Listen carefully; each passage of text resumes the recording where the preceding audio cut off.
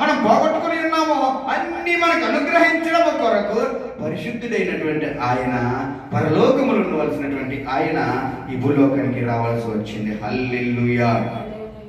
ఇంకో 2 మాటలు చెప్పి నేను ముగింపులోకి వెళ్తాను.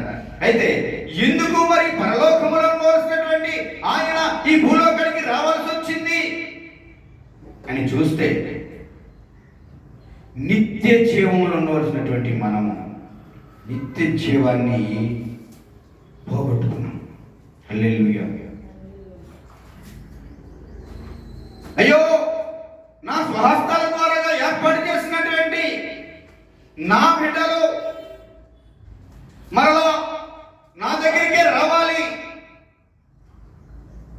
వారు మరలా నిత్య జీవంలోనే ఉండాలి, వారు పాపము చేసి నిత్య నరకాగ్నిలోనికి పోకూడదు అని పరలోకములో ఉండవలసినటువంటి ఆయన ఈ భూలోకానికి వచ్చాడు. అదే క్రిస్మస్. హల్లెలూయా, హల్లెలూయా. కాబట్టి నిత్య జీవముని మనం పోగొట్టుకున్నాం. కాబట్టి ఆ పోగొట్టుకున్నటువంటి ఆ నిత్య జీవాన్ని మనకు అనుగ్రహించాలని ఆ పరలోకములో ఉండవలసినటువంటి ఆయన మానవాళిగా ఈ భూలోకానికి రావాల్సి వచ్చింది. ఎందుకయ్యా రావాల్సి వచ్చిందంటే, పోగొట్టుకున్నటువంటి ఆ నిత్య జీవాన్ని మరలే నీకు అనుగ్రహించడానికి వచ్చింది. హల్లెలూయా. నిత్య జీవం నాకు వద్దన్నట్టు మెలకుండా ఉంటారు ఏంటమ్మా తల్లులారా? హల్లెలూయా. రెండోది, అక్కడ చదువుకున్నటువంటి లేఖనంలో నీ కష్టార్జితం మీద నువ్వు బ్రతకాలి. కారణం ఏంటి? ఆయన ఇచ్చినటువంటి ఆశీర్వాదమును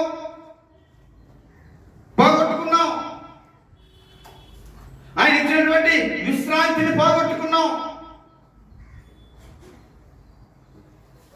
అది మరలా మనకు అనుగ్రహించడం కొరకే.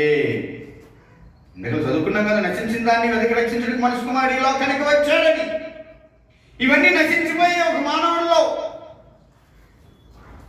ఇవన్నీ నశించిపోయావు. కాబట్టి ఆ నిత్య జీవం అనుగ్రహించడం కొరకు, ఆ విశ్రాంతిని అనుగ్రహించడం కొరకు యేసు ప్రభు వారు ఈ లోకానికి వచ్చాడు. అన్నింటికంటే ఇంపార్టెంట్, కుమారత్వాన్ని పోగొట్టుకున్నాం. ఏం పోగొట్టుకున్నామండి? కుమారత్వాన్ని పోగొట్టుకున్నాం. ఎఫెసీయులకు రాసిన పత్రిక 1వ అధ్యాయం 5వ వచనంలో చూస్తే,